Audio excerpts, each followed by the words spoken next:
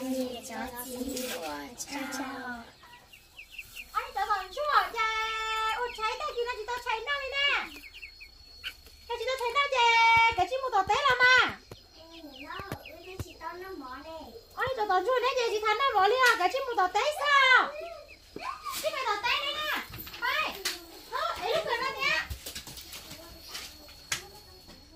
Mà tao đâu tao té đây nè, cái chị phải tao té, chị phải, bỏ liền, cái chị mua chị thằng nào bỏ liền đấy nè. Cái chị mua hoa té. Chị thấy nó bỏ lên đấy, ôi thằng kia là chị tao cháy đâu nè.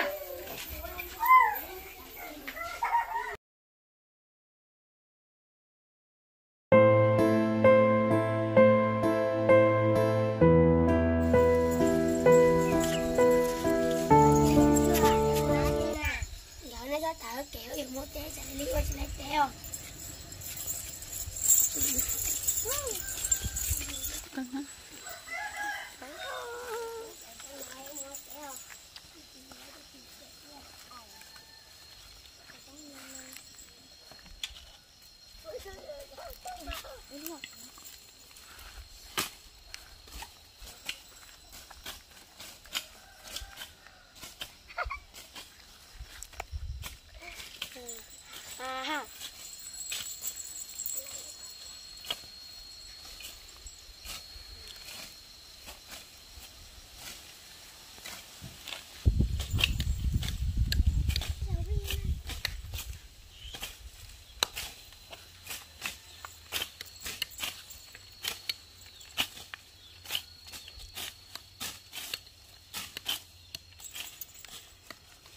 Lưu hỏi tôi nó chẳng nói chuyện với 1 triệu.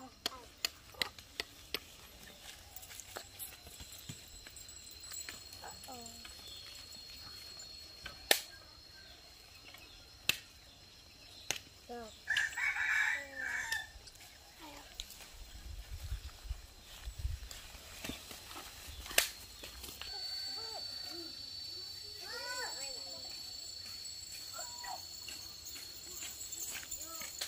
Cái này lao nữa mà là cái dân chỉ lao thì bây giờ mua tê đây cái này là lo chỉ có món này tôi sẽ plus lo cái nó nó đang cho thứ trong nào là chúng tôi phải mua